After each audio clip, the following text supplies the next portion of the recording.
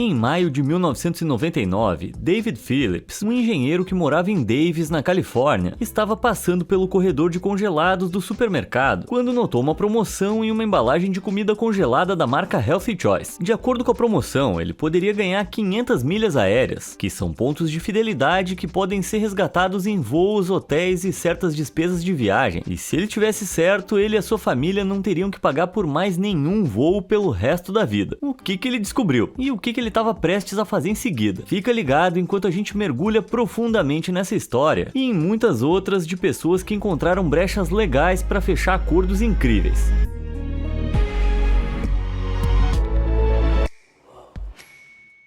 Ok, então enquanto David estava lendo essa embalagem de comida congelada, ele percebeu que as letras pequenas diziam que ele poderia dobrar as milhas aéreas que ganhava, acumulando 1000 milhas aéreas para cada 10 códigos de barras, se os enviasse de volta até o final do mês. Ele queria levar sua família para a Europa no verão, e percebeu que isso poderia ser o seu bilhete dourado. Normalmente, empresas participantes ofereceriam algumas milhas aéreas para cada dólar gasto com elas. Agora, as refeições congeladas Healthy Choice custavam apenas $2 cada, multiplicando por 10, então $20 por 1000 milhas aéreas. Não parece um mau negócio, até você perceber que ele precisava de pelo menos 35.000 milhas aéreas para um voo doméstico na América do Norte. Isso são $700 em alimentos congelados por um único voo de ida. Mas David percebeu que a promoção dizia que se aplicava a qualquer produto Healthy Choice, então ele saiu em busca de uma opção mais barata. Algumas fileiras adiante, ele encontrou latas de sopa da marca por apenas 90 cents, muito melhor.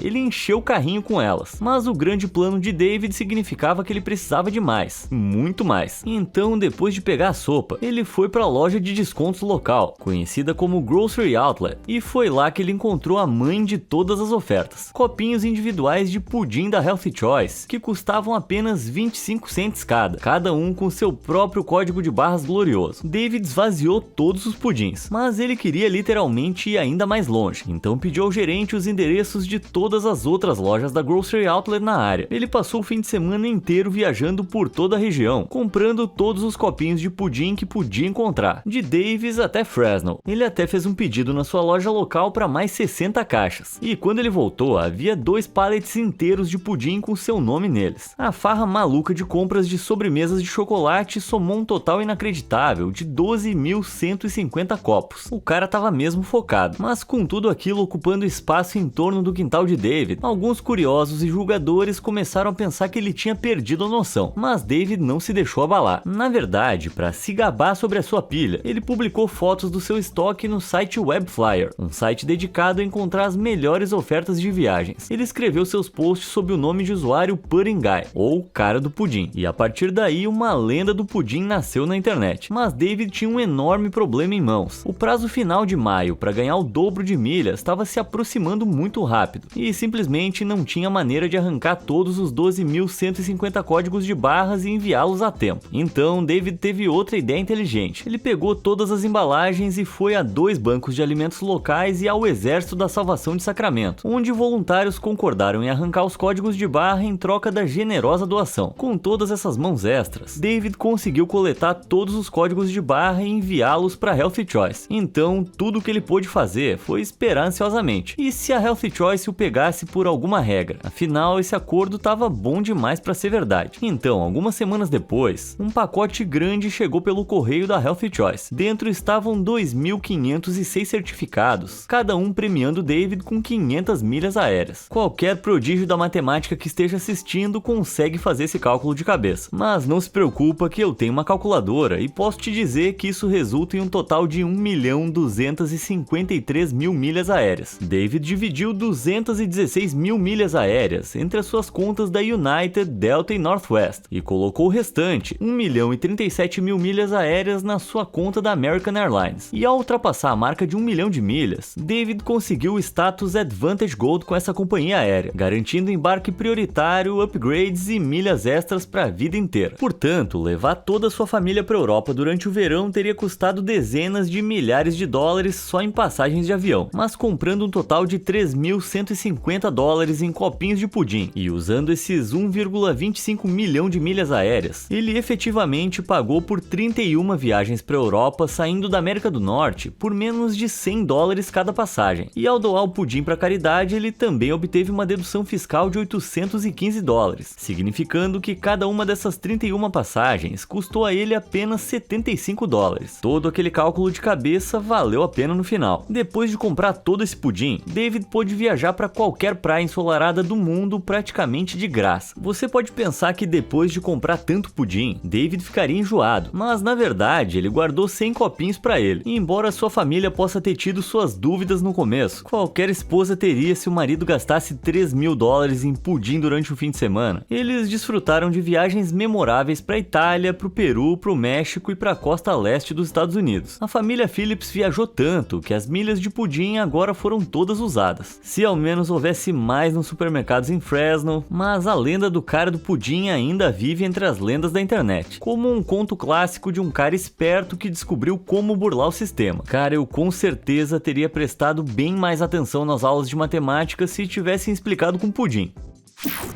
Lar Docilar.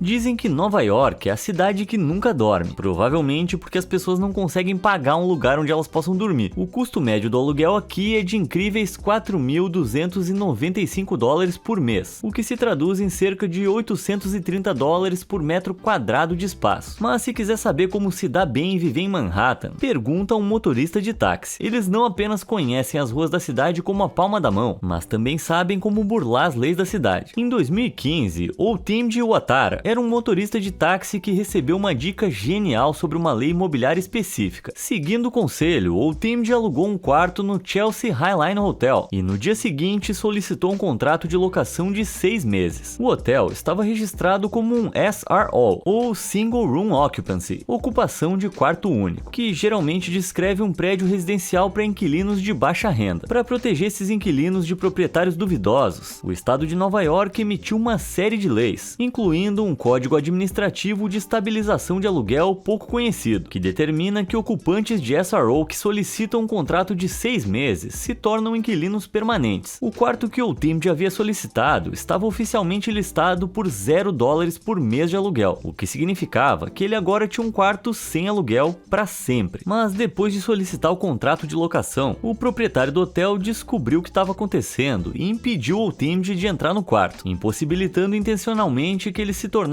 um inquilino permanente. Para recuperar o seu quarto, Otimji teve que recorrer ao Tribunal de Habitação de Manhattan para fazer valer a lei. Depois de uma longa batalha legal, o juiz finalmente decidiu a favor dele. Um dos fatores decisivos contra o proprietário foi que no ano anterior, outro motorista de táxi tinha aplicado exatamente a mesma lei. Hamidou Gir havia garantido um quarto permanente por um aluguel estabilizado de apenas $226 ao mês. Enquanto isso, o amigo de Hamidou, Joe Stevens, outro motorista de táxi, morava no hotel há 20 anos por um valor igualmente baixo. Essas leis habitacionais também se aplicam a outros hotéis em Nova York, incluindo o The Waldorf e o The Marriott Marquis, e podem ser aplicadas por qualquer pessoa. Mas não espere chegar a qualquer hotel em Nova York e ganhar um quarto de graça. Para que um hotel esteja sujeito ao código, ele deve ter sido construído até 1º de julho de 1969 e conter 6 ou mais acomodações residenciais, cujos preços na época eram estabelecidos como sendo menos de $350 por mês. Infelizmente, muitos dos hotéis de luxo modernos de Nova York não se encaixam nessas condições. Mas a história de Otimji é a prova de que você deve sempre ler as letras miúdas, pois pode se tornar o hóspede do hotel que nunca precisa fazer check-out. Mas então, viagens de férias grátis para a vida inteira ou um apartamento grátis para a vida toda em Nova York? Qual você prefere? Se você prefere as férias, clica no botão de curtir. Pro apartamento grátis, se inscreve aqui no canal. Feito? Beleza, agora a gente vai dar uma olhada em ainda mais brechas legais que as pessoas usaram para burlar o sistema.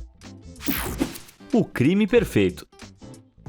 O Parque Nacional de Yellowstone é uma das grandes belezas naturais dos Estados Unidos, mas também tem muitos perigos. Guardas florestais vão te alertar sobre se aproximar demais dos ursos pardos, enquanto cientistas vão te avisar sobre os 500 geysers ativos no parque, que lançam água fervente até 55 metros de altura. Mas tem um lugar ainda mais perigoso no parque, que é conhecido sombriamente como a Zona da Morte. Mas para que um nome tão preocupante? Bom, é porque é o único lugar dos Estados Unidos onde você poderia se safar legalmente literalmente de um homicídio. Isso porque nessa área de 130 km², nenhuma lei se aplica. Para entender por que essa brecha legal existe, primeiro você precisa saber que o Parque Nacional de Yellowstone realmente abrange 3 estados. 96% do parque está no Wyoming, uma seção menor de 3% está ao norte em Montana, e uma faixa ainda menor de 1% está em Idaho, e é lá que fica a Zona da Morte. Como a maior parte do parque está no Wyoming, quaisquer crimes cometidos nos limites de Yellowstone são julgados pelo Tribunal Distrital dos Estados Unidos de Wyoming. Mas para que um crime seja punido, o réu primeiro precisa ter um julgamento justo. O direito a um julgamento justo é garantido pela 6ª emenda da Constituição dos Estados Unidos, que decreta que os júris em casos criminais federais devem ser compostos por cidadãos do distrito e do estado onde o crime aconteceu. Mas a Zona da Morte, embora seja em Idaho, é uma área totalmente desabitada. Se um crime é cometido lá, não há residentes na área para formar um júri. Sem um julgamento justo, nenhum crime pode ser acusado. Então, por uma formalidade, essa área é uma zona sem lei, e assim, por padrão, é melhor evitar acampar lá. Essa brecha legal foi descoberta pelo professor da Michigan State University, Brian Kalt, que estava escrevendo um ensaio sobre a 6ª emenda e o direito a um julgamento justo. Para o seu horror, ele descobriu esse erro legal gritante completamente por acaso. Ele publicou um ensaio em 2005 intitulado O Crime Perfeito, como uma forma de alertar o Congresso para emitir uma lei para corrigir essa brecha. Mas até agora o Congresso tem sido lento para tomar qualquer ação. Felizmente, parece que nenhum crime foi cometido na área, pelo menos que a gente saiba. Embora recentemente, em 2022, um legislador de Idaho tenha pedido o fechamento da brecha da Zona da Morte, e é uma solução surpreendentemente fácil. Tudo que os legisladores teriam que fazer é redesenhar os distritos judiciais de Yellowstone para que caíssem dentro das linhas estaduais. O Tribunal Distrital de Idaho então governaria sobre a Zona da Morte, e a brecha ia desaparecer, mas isso ainda não foi implementado no momento em que eu tô gravando esse vídeo, e assim a área continua sendo o lugar mais perigoso de Yellowstone. Ou melhor, se você for um assassino profissional. Mas nenhum de vocês é um assassino, né? Porque eu tenho a sensação de que eu vou me arrepender de ter contado isso para pelo menos um de vocês. Moeda de troca.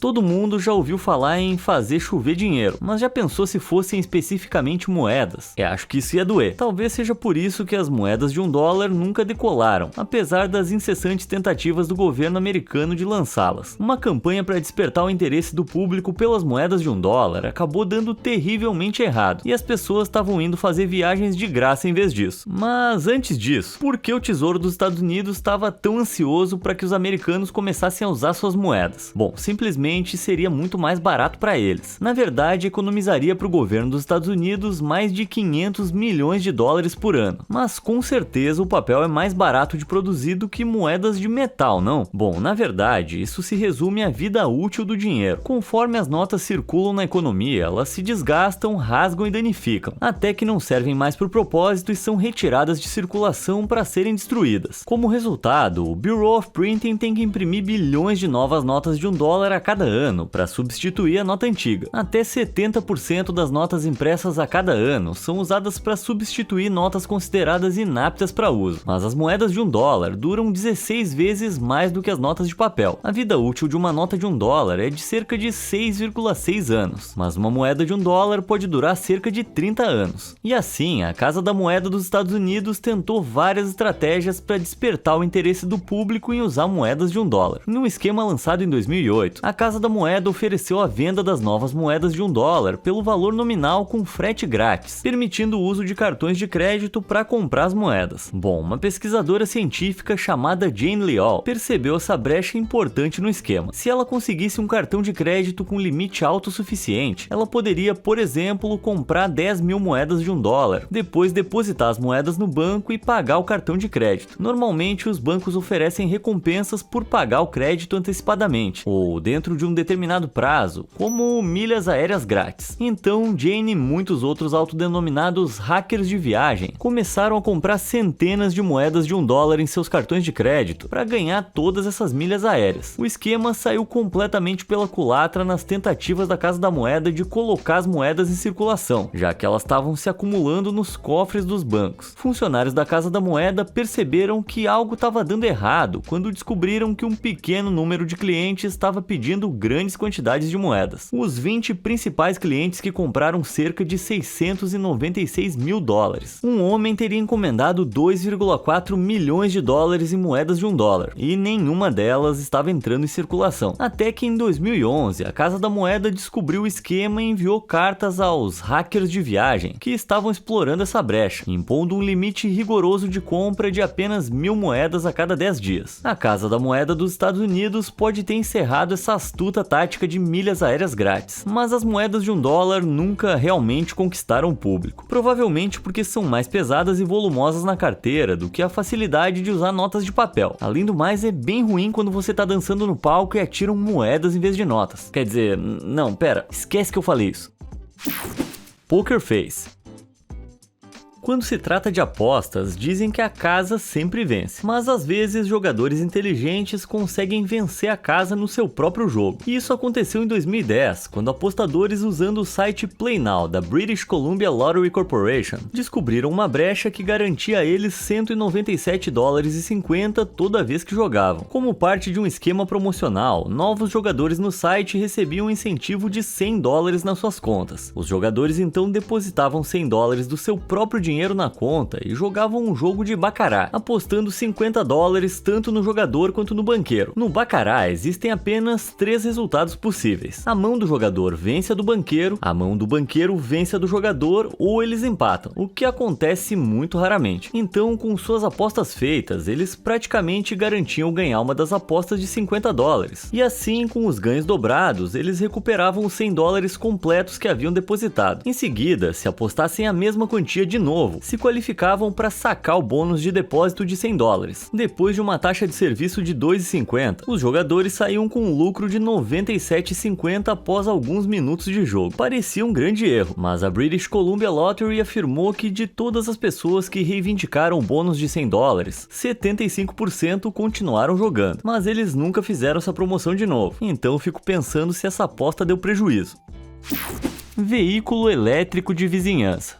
Ei, você aí, quer um carrinho de golfe de graça? Em 2008, uma brecha tributária significava que você podia conseguir um carrinho de golfe de graça, mas a pegadinha era que você não podia chamá-lo de carrinho de golfe. A legislação de estímulo econômico aprovada no final de 2008 criou 2 novos créditos fiscais para veículos elétricos, incluindo um para veículos elétricos com 4 rodas, baixa velocidade e carregados com energia elétrica. É, que nem um carrinho de golfe. Mas a lei especificamente dizia que esse crédito não se aplicava a veículos fabricados principalmente para uso off-road. Portanto, um carrinho de golfe projetado para uso fora da estrada em um campo de golfe estava automaticamente desqualificado. É por isso que, para essa brecha tributária se aplicar, ele precisava ser estritamente chamado de veículo elétrico de vizinhança. O incrível sobre esse crédito é que ele poderia cobrir até $15 mil, que era 100% do custo de um carrinho de golfe padrão na época. Tudo que você precisava fazer para reivindicar o crédito era comprar e transferir a propriedade de um carrinho de golfe qualificado, quer dizer, de um veículo elétrico de vizinhança, até dezembro de 2009. Então, desde que tivesse uma placa, luzes de sinalização e espelhos retrovisores, você poderia dirigi-lo pela rodovia de graça. Mas dado que a maioria dos carrinhos de golfe tem uma velocidade máxima de apenas 24 km por hora, isso ia causar alguns congestionamentos. Infelizmente, a brecha tributária terminou com a oferta em 2009, mas sempre vale a pena ficar de olho nessas coisas, porque nunca se sabe quando você vai encontrar um acordo igualmente fantástico. Excesso de cafeína. Desde que a Starbucks abriu suas portas em 1971, ela não parou de servir café, seja em forma de grãos ou de bebida. Hoje, cerca de 60 milhões de clientes visitam suas 18 mil lojas em todo o mundo toda semana. Como resultado, a Starbucks criou um programa de cartão de fidelidade chamado Starbucks Gold. Os membros tinham direito a diversos benefícios, incluindo uma bebida grátis no aniversário, refis gratuitos e uma bebida grátis a cada 12 bebidas compradas. A maioria das pessoas poderia escolher um café passado grátis, mas outros clientes usaram essa bebida grátis para quebrar recordes. Andrew parece um nome comum, mas é o nome de um homem que fez uma bebida verdadeiramente insana. Em maio de 2014, ele entrou em uma Starbucks e colocou um vaso de vidro no balcão, desafiando os baristas a fazer um frappuccino. Mas não qualquer frappuccino. Um frappuccino com 60 doses de espresso. O mega frappuccino de baunilha com mocha custou um total de $54,75, mas Andrew não pagou um centavo, porque ele era membro Gold da Starbucks, tendo comprado 12 bebidas nos dias anteriores. E na época não havia estipulações sobre que tipo de bebida os membros Gold poderiam escolher. Então esse monstro de 3,7 litros saiu totalmente grátis. Embora o recorde de Andrew para a bebida da Starbucks mais cara não tenha durado muito tempo, porque ele foi superado apenas 2 meses depois. Consegue adivinhar onde? Sim, na Flórida, sempre na Flórida. Uma mulher estabeleceu um novo recorde em $60,58, com a sua bebida também contendo 60 doses de espresso, além de caramelo, moca branco e xaropes de avelã. Ela também não pagou por essa bebida superdimensionada, já que usou seu cartão de fidelidade. E isso aí é uma jarra de vidro, mas o infame homem da Flórida apareceu, quebrando o recorde novamente em outubro. Foi quando William Lewis pediu um mega latte com 101 doses de espresso e 17 doses de xarope de baunilha. A bebida totalizou $83,75, mas o William também ganhou a bebida de graça no seu cartão fidelidade. Agora, todas essas bebidas podem parecer impressionantes, mas também podem ser letais. A cafeína é um estimulante, com o limite diário de consumo para humanos sendo de cerca de 400 mg. Enquanto isso, uma dose de espresso da Starbucks contém 75 mg de cafeína. Portanto, a bebida de Andrew e da mulher da Flórida atingiu 4.500 mg de cafeína, ultrapassando 11 vezes o limite diário. Já a bebida de William totalizou 7.500 mg de cafeína, literalmente 18 vezes acima do limite. Tomar essas bebidas de uma só vez poderia desencadear uma overdose letal de cafeína, resultando em batimentos cardíacos irregulares, convulsões e até insuficiência cardíaca. Sabiamente, nenhum desses clientes criativos as bebeu de uma vez só. Andrew terminou seu mega frappuccino ao longo de 5 dias. William, por outro lado, dividiu dele entre 3 amigos, que o beberam em xícaras de café normais, transformando sua única bebida grátis em dezenas. Imagino que a administração da Starbucks achou isso bem amargo. Problema em dobro. Gêmeos idênticos às vezes podem ser tão difíceis de distinguir que até mesmo seus pais têm dificuldade. Mas enquanto seus pais só precisam se preocupar em chamá-los pelo nome errado, a polícia pode ter muito mais dificuldades. Agora, a lei diz que a pessoa é inocente até que se prove a sua culpa. Isso significa que em muitos lugares, para ser punido por um crime, é preciso haver provas além de qualquer dúvida razoável de que a pessoa acusada o cometeu. Qualquer fã de programas policiais sabe que um fator decisivo em qualquer caso é a evidência de DNA, mas aqui tá a pegadinha. Gêmeos idênticos também têm DNA idêntico, portanto, mesmo as evidências de DNA não podem provar qual dos gêmeos cometeu um crime específico. E esse dilema legal ocorreu em 2008 na Malásia, quando um juiz não conseguiu determinar qual gêmeo idêntico era o dono de um estoque de narcóticos. Portanto, pela lei, ambos tinham que ser absolvidos, porque a injustiça de prender uma pessoa inocente supera deter uma pessoa culpada. Um caso semelhante também ocorreu no Arizona, nos Estados Unidos, em 2011. O juiz não conseguiu decidir se Orlando ou Brandon Nembhard haviam se envolvido em uma briga fora de uma boate. Uma briga que teve um desfecho fatal para outra pessoa envolvida. Apesar da evidência de DNA e de muitas testemunhas do crime, não havia como a acusação fixar definitivamente o crime em Orlando ou Brandon. Eles compartilhavam as mesmas características distintivas, DNA idêntico e, o mais importante, ambos culpavam o outro pelo crime. E assim os dois foram liberados. Até hoje a polícia ainda não consegue determinar quem cometeu o crime. Acabou sendo um verdadeiro gêmeo pros prêmios. Não, um prêmio pros gêmeos. Cães na sacola. Os nova-iorquinos gastam em média até 117 horas no trânsito por ano. Isso é equivalente a ficar preso no carro por mais de 4 dias inteiros. Então não é de surpreender que a maioria dos moradores opte pelo transporte público, com 2,4 milhões de pessoas viajando diariamente no metrô. É uma maneira muito mais conveniente de viajar, com muitas pessoas levando seus animais de estimação também. Mas em 2019, a autoridade de trânsito da cidade de Nova York estabeleceu uma regra de que nenhum animal pode embarcar em trens ou entrar em estações sem ser carregado dentro de um recipiente, como aquelas caixas de transporte. Mas onde tem uma regra rígida, os nova-iorquinos sempre vão encontrar uma brecha. Embora a regra exija que os animais estejam dentro de um recipiente, ela na verdade não define que tipo de recipientes são válidos. E assim as pessoas criaram suas próprias interpretações criativas do que é um recipiente, de mochilas a sacolas. Embora a tendência mais popular para cachorros grandes fosse cortar 4 buracos em uma sacola de plástico da IKEA para pro seu cachorro usá-la. Animais de estimação em sacolas são uma das coisas mais fáceis de montar. É só colocar a peça D na peça B e tá pronto. E de acordo com a regra, esses cachorros da IKEA estão contidos dentro da sacola. Embora ninguém pareça surpreso com cachorros usando sacolas da IKEA, isso diz muito sobre o quanto de estranheza os nova-iorquinos veem todo dia. Gênios da loteria.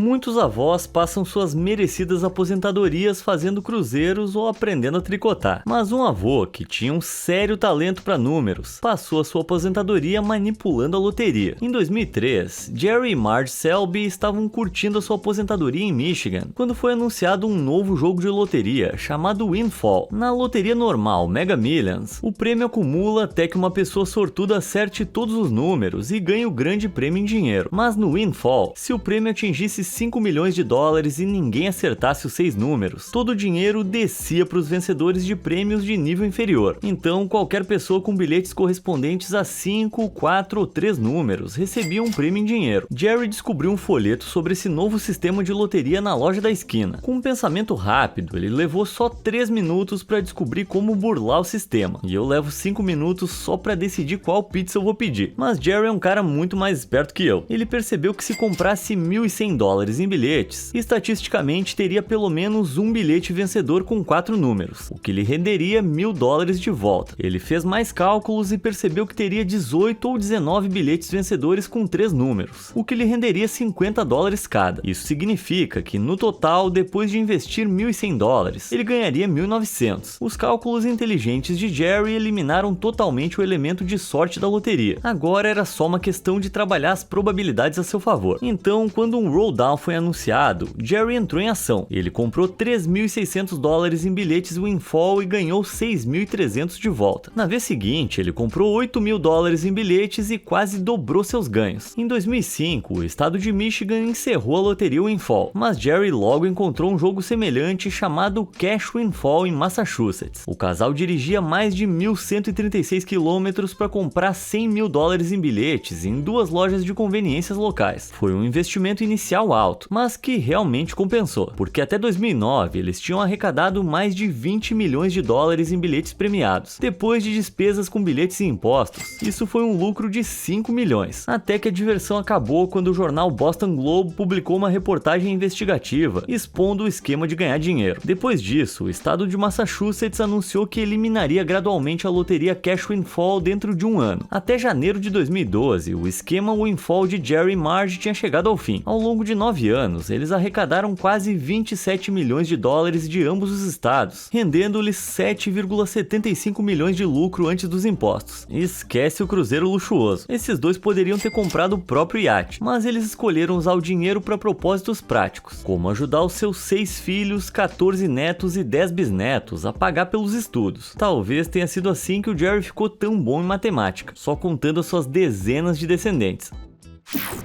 Uma lei inusitada.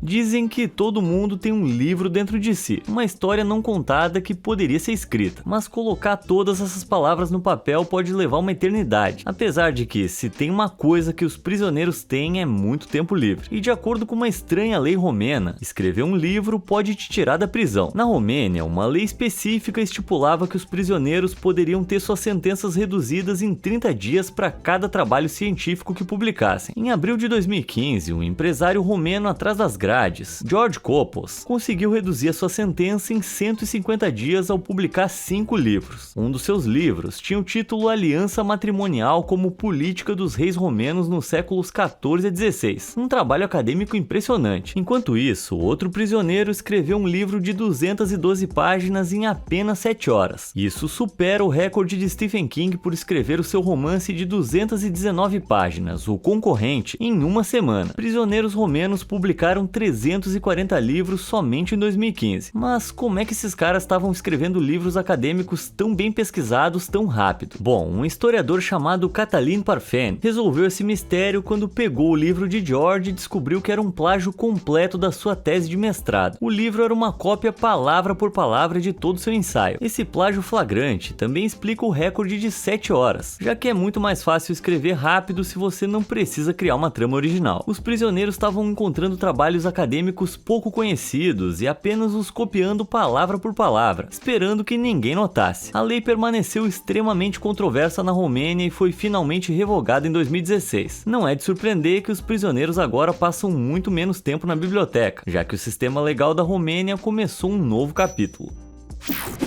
A alegria do ocupante. Uma das maiores compras que a maioria das pessoas fazem toda a vida é comprar uma casa, com preços que variam de dezenas de milhares a milhões de dólares. Propriedades nos Estados Unidos são um negócio caro, mas um homem no Texas pesquisou as leis do seu estado e descobriu o hack de vida definitivo: comprar uma casa por apenas 16 dólares. Para entender como, a gente precisa primeiro viajar de volta para a crise financeira de 2008. Depois desse evento, algumas partes dos Estados Unidos se tornaram cidades fantásticas, com algumas pessoas tendo que abandonar casas das quais não podiam mais pagar a hipoteca. Um homem conhecido como Kenneth Robinson encontrou um lado positivo na bolha imobiliária estourando. Em 2011, ele encontrou uma casa avaliada em 330 mil dólares em Flower Mound, no Texas, que havia sido abandonada pelo proprietário anterior, e a empresa hipotecária a qual estava vinculada havia fechado, sem ninguém para reivindicar a dívida. A casa estava simplesmente vazia. Kenneth pesquisou uma lei pouco conhecida chamada posse adversa. Nela, se alguém se mudasse para uma casa abandonada, teria direitos exclusivos de negociação com o proprietário original. Se o proprietário original quisesse que o ocupante saísse, o proprietário teria que pagar a hipoteca da propriedade e, sob as leis de ocupação do Texas, o banco teria que entrar com uma ação judicial contra o ocupante para despejá-lo. Tudo o que Kenneth tinha que fazer era apresentar documentos no tribunal local, afirmando que ele reivindicava a propriedade, o que lhe custou um total de 16 dólares. Depois, contanto que ele permanecesse por 3 anos, a casa seria dele. Para divulgar a brecha da lei para outros, Kenneth criou um site conhecido como 16dollarhouse.com e se tornou uma celebridade local, mas ele permaneceu profundamente impopular com seus vizinhos, que achavam que ele deveria pagar de forma justa pela casa. Infelizmente, Kenneth só conseguiu viver na casa por 8 meses, antes que um juiz decidisse que o atual detentor da hipoteca, o Bank of America, poderia despejá-lo. Como Kenneth havia se vangloriado sobre a brecha tão publicamente, o juiz decidiu usá-lo como exemplo, agindo rapidamente para dissuadir qualquer outra pessoa que estivesse pensando em tirar vantagem do esquema. Mas a lei de posse adversa ainda se aplica, portanto é possível reivindicar a propriedade de uma casa abandonada. Só não vai cometer o mesmo erro que esse cara e ficar se vangloriando na internet. Livre como um pássaro. Dizem que os Estados Unidos são a terra da liberdade, mas talvez em alguns estados seja um pouquinho demais. Por exemplo, no Kansas, é perfeitamente legal passear pela rua como vê ao mundo, contanto que mantenha suas mãos à mostra. Qualquer comportamento indecente, obviamente, vai constituir uma infração criminal. Agora, andar por aí sem roupas, sem problemas. Mas não faça a mesma coisa na Carolina do Norte, porque lá a nudez pública é ilegal. Mas se você quiser botar tudo pra fora por lá, tem um jeito de contornar isso. As leis do estado preservam o direito de fazer o que você quiser na sua propriedade. Isso significa que você pode não conseguir andar pela rua sem roupas, mas se tiver parado na porta da sua casa completamente nu ou no quintal sem nada, ninguém pode te prender, embora eu não recomende que você faça isso, mas só por causa das picadas de inseto. Qual dessas brechas malucas você achou mais interessante? E você conhece alguma maneira inteligente de contornar certas regras? Legalmente, claro. Me conta aí nos comentários e obrigado por assistir.